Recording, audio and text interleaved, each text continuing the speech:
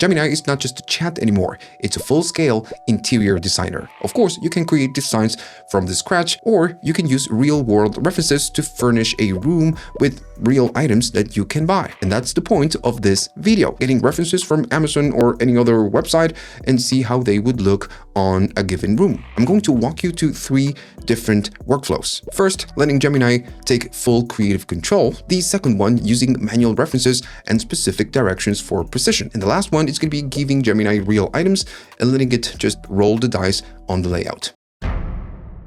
Let's begin with the basics. Let's say that you have a photo of a space you want to transform. So you can take this image and delegate the full designing process to Gemini. On the chat, you can use Fast, but in my opinion, it works much better if you use Thinking or Pro. Now, first, we need to drag and drop the image of the empty room. This could be a kitchen, a bathroom, you name it. Now that Gemini knows the actual room, we need to provide some instructions so it knows what to do. This is my prompt: transform the space into a Japanese style of layout. Then I'm just adding a little bit more information. I'm not really going deep, like replacing the windows with some Japanese style screens, an oak table, and a neutral palette with that Japanese style. And then we provide the vibe, which is minimal, calm, and organic. So yeah, we are just looking for that classic Japanese style. I'm going to select Thinking, and that's it. We just need to run the prompt. While this is going, I'm going to be using a lot of prompts. If you want to get a document with all different prompts and the different steps of everything that we will do on this video, comment prompt down below and I will send you a link. Once we get it back, we can really see that it took the main room or empty room and it's just creating something a little bit more, let's say, visual. Now, if you don't like the output, what you can do instead of doing done, I'm gonna delete this, you can go right here and click on redo. This will create a new generation with the same instructions, but just don't worry, you will still keep the previous generation. We get the second generation back, and I like this one much better than the other one. Yeah, I really do. If you go right here at the bottom, you can see that you can just toggle or just go through the different generations. If you want to keep things even tighter, you could try something a little bit more simple or direct. I'm going to drag and drop the image that we used before, and now I'm just going to prompt for something way more simple. Redesign the empty room with a soft minimalism aesthetic. So I'm not providing a very specific instruction like we did before. We are just saying minimal and soft. We get it back, and I really gotta say that this looks pretty good. Maybe a little bit too minimal for my taste, but it looks nice. What if you don't know the name of the style you're looking for? But maybe you went to the web and you found something that you really like and now you have a reference image. The process is pretty much the same. I'm going to take the empty room and then I have this reference. I'm going to drag and drop right here. I want to take this style and apply it to our empty room. On the prompt, we just don't need to do much. Redesign the empty room in a style of the ref room. Now, I'm saying empty room and ref room because this image calls ref room and the other one empty room. So Gemini will know that we need to take this style and apply it to this one. Let's just run it. We get a response. It's not that good, but it's not bad either. It's changing the placement of the camera, and we do have the same room and the same style, but maybe again it's a little bit too empty. So I'm going to go right here and just do a redo so we can create a new generation. And this is just the way it works right here on Gemini or ChatGPT or Nano Banana on Flow, let's say, or any other image generator. Sometimes you will not get it on the first attempt and you just need to run it and run it until you get what you want. Okay, the second attempt, it's much better. This one keeps the vibe of the empty room, but it's using a lot more of the reference. Okay, so this is the easy way. Let's turn it up a notch. So what happens if we take the empty room and then we go to Amazon to take different items? I mean, real items. And there's a bit of backstory to this one. I had to move to a different place. Maybe you notice the background is just a little bit different from other videos. Nonetheless, when you're starting fresh on a new place, you often find yourself at a blank room and you need to fill the space. What do? Well, you go to Amazon or whatever and start looking for things to fill the space. The problem is that you have no idea how that sofa that you really like will look on your new living room. And this is where we use real items as references. As before, I'm going to use the thinking mode and I will use the same empty room that we used before. But this time I have a shopping list. I want to see how the sofa, this sofa, then the table then we have some chairs, and then we have a coffee table. Since we need a reference of these items, you just need to take a screenshot of the actual item. Now, the cleanest the screenshot, the better. If you maybe take a screenshot of this, well, this will just not work. So first, we just need to drag and drop the different references.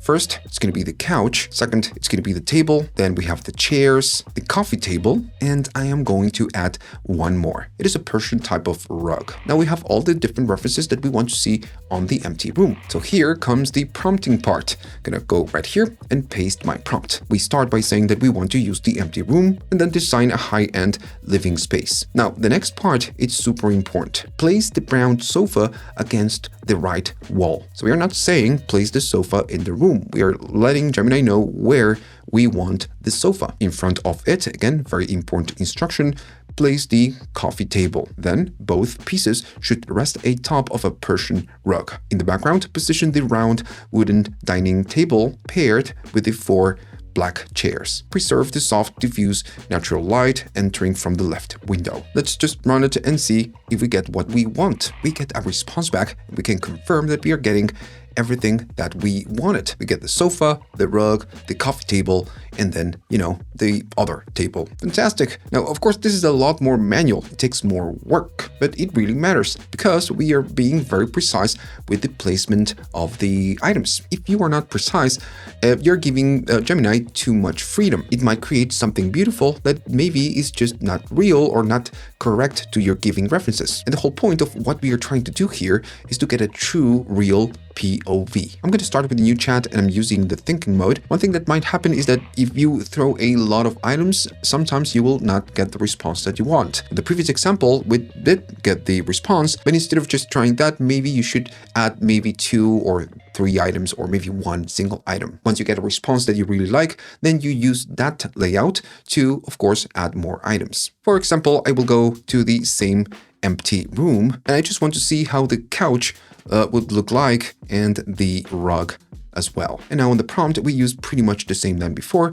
but we are just saying that we want to place the sofa, and the sofa only, because we just have the sofa, goes on top of the Persian rug. Let's run it and see what we get back. We get it back, and notice that it did something that we didn't ask for, which is adding a plant, some things at the back, and then this tiny little table. As I mentioned before, if you don't like the generation, you can go right here and click on redo. In this case, I kind of like it, so I'm gonna just leave it. Now I want to add more things, but I want to add them on this image and not the other one, I mean the empty one. For this, you will need to go right here, click on more, and then download the image. Then you just keep moving forward in steps. I'm gonna drag and drop the image that we just created. Oh, one thing I didn't mention is that you can download the image directly from here. Now on this layout, I want to add the table and the chairs, but I don't want them at the back. I want them right in front of the couch. In the center of the room, place the round wooden dining table paired with the 2,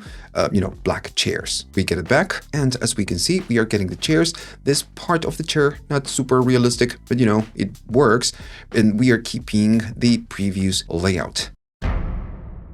What if you want the items, but you want for Gemini to handle the layout completely? It's pretty much the same idea than before. We just need to provide the real references and just let it go to work. For this example, I will use an empty kitchen. And again, I will go to thinking instead of the fast. And as before, I have a shopping list of a few things that I want to see on that kitchen. There's that things, they don't have a relationship. I mean, they are kitchen items.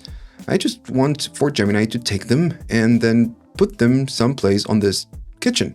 That's it. Okay, got all the references. It's a microwave, then we have a stool, a plant, some knives, a toaster, and some pots and pans. For the prompt, we just don't need to do much. I'm just asking Gemini to go to the empty kitchen with the furnitures and everything else, and then just take the items, the references, and find the best placement for each item, while of course maintaining the room's perspective, right? It's kind of important that we keep the same main image or reference image. I'm gonna run it, but remember that this one is like a rolling a dice.